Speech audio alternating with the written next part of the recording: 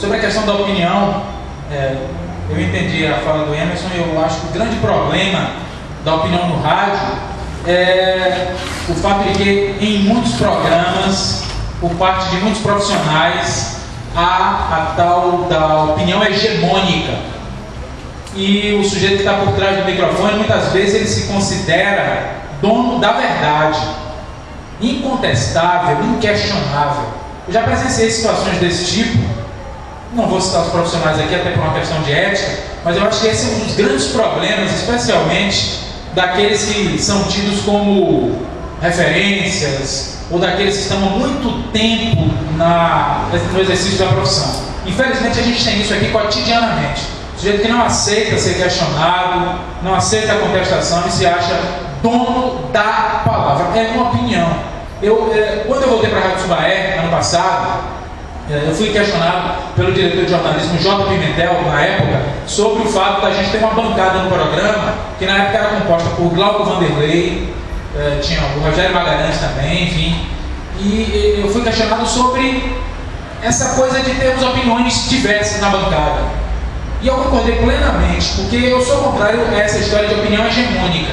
Lá no programa, o Valdomiro tem a opinião dele, muitas vezes eu tenho um posicionamento diferente. Eu trabalhei 10 anos com o Carlos Gerilson, e sempre que tinha um posicionamento diferente do dele, me posicionava dessa forma, e nós temos uma boa relação, mantivemos um convívio profissional harmônico durante todo o tempo que a gente esteve junto lá. Então eu acho que o grande problema da opinião no rádio, às vezes, é a opinião hegemônica, o cara que acha que é o dono da verdade, infelizmente. E tem muito, isso é verdade. Sobre a questão da interatividade, Júnior, eu acho, lá na Rádio Subaé, quando eles resolveram acabar com a terceirização e a direção da emissora retomou o controle da programação, ficou estabelecido que haveria restrições à participação dos ouvintes do ar. Eu acho que essa é uma medida importante, porque muitas vezes a gente ouve no rádio aqui em Feira de Santana algumas pessoas que entram no ar apenas com a disposição de depreciar a imagem de alguém ou de levantar uma questão, uma denúncia que muitas vezes não é algo verdadeiro, com o intuito de criar uma situação que provoque constrangimento ou, enfim, em benefício próprio.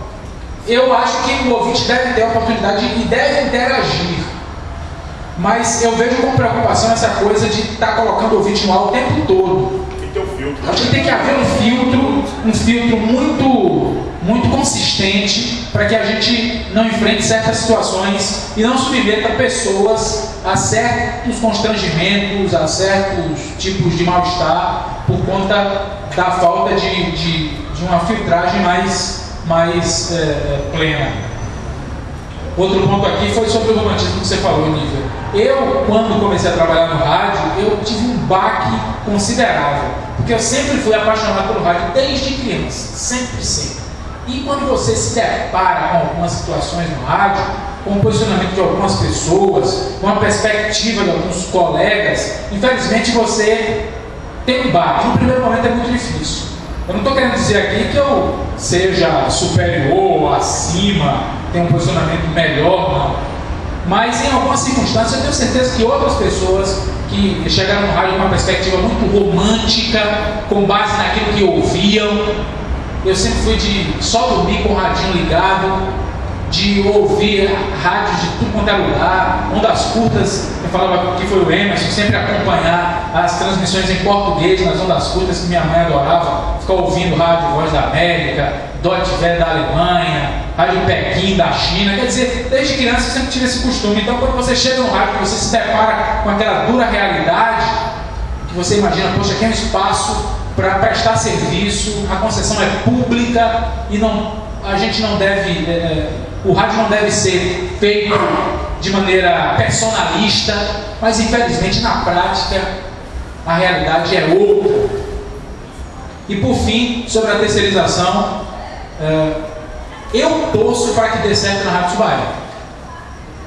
A terceirização lá enfrenta sérios problemas, especialmente porque a rádio tem dificuldades do ponto de vista comercial, mas é muito mais muito mais interessante para o profissional de comunicação, e no meu entendimento também para o ouvinte, quando você tem uma programação, você tem uma linha editorial específica, você tem uma programação que não funciona como uma coxa de retalhos como era a Rádio Itumaiá antigamente. Você tinha um programa de um pastor evangélico que ficava fazendo política na rádio e sequer conseguia falar, comunicar corretamente com os ouvintes. Isso é um absurdo, não por ser pastor evangélico, não estou falando nesse sentido, mas o cara que utilizava o discurso do evangelho para fazer política, mas que sequer conseguia dialogar com os ouvintes por conta da forma como ele falava, como ele se dirigia a quem estava ouvindo o rádio. Então, eu torço muito para que o fim da terceirização, no exemplo da Rádio Itumaiá, dê certo. Se não for assim, que haja uma terceirização menos violenta como essa, em que basta pagar para falar.